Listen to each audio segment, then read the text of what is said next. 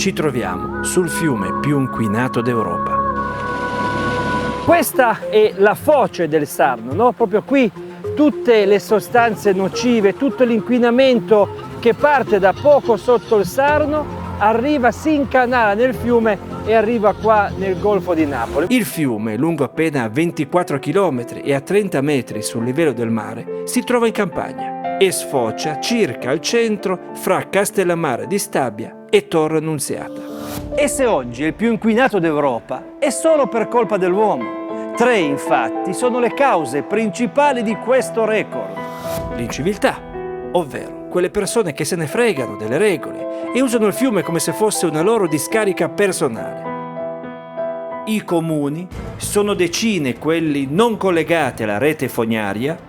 Paesi interi, Comuni interi non sono collettati alle fogne, non sono collegati al sono depuratore. collegati a dei prodotti. E per ultime le aziende, Gli scarichi delle fabbriche, gli scarichi abusivi. concerie in primis che sversano il cromo e le conserviere. Seguite queste immagini fatte con un drone. Guardate, questa è la foce del Sarno, ok? Adesso giriamo la prospettiva dall'altra parte. Vediamo sempre la foce, ma in uscita, verso il mare. Notate qualcosa? Sulla sinistra del canale l'acqua è di un verde meraviglioso. Sulla destra e in centro si nota chiaramente invece tutta la schifezza che sta inquinando il mare. E i pescatori erano proprio qui, sulla destra. Uno scempio che prosegue fino allo scoglio di Rovigliano, con le rocce piene di fichi d'India. Un paradiso però a metà, perché se si guarda in basso si vede l'inferno. E pensare che negli anni 90 lo scoglio e la spiaggia davanti erano così. Piante verdi, scivoli, piscine, sabbia pulita e tanta gente che si divertiva. Oggi invece è così, piena di rifiuti di tutti i tipi. Fa girare le scatole, vero? E allora ci viene un'idea.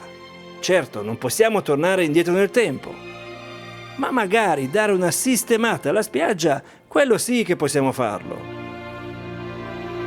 Cominciamo a pensare a come pulirla la spiaggia. Possiamo farla a mano, c'è troppa roba. Ci servirebbe una pala gommata, capace di raccogliere lo sporco ma di lasciare passare la sabbia per non rovinare l'ambiente.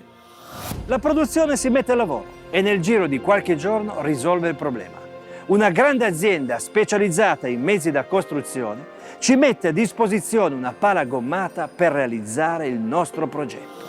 Questo è il bolide che sostituirà le nostre braccia e renderà vivibile l'arenile di Rovigliano.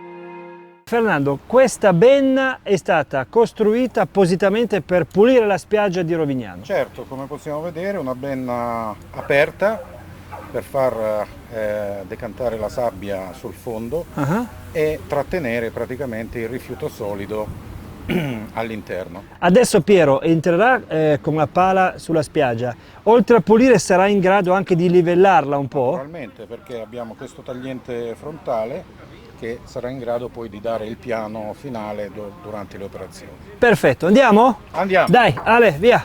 La pulizia dell'arenile va fatta rispettando la legge. Quindi, prima di far entrare il mezzo, dobbiamo togliere dalla sabbia il vetro, la plastica e i tessuti.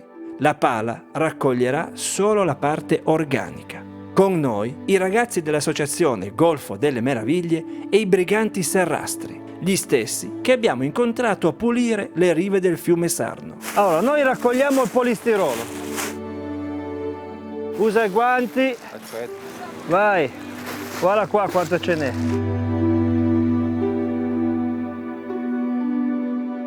I ragazzi dell'associazione hanno finito di togliere la plastica, il vetro e il polistirolo dall'arenile. Ora tocca alla potente pala a finire l'opera.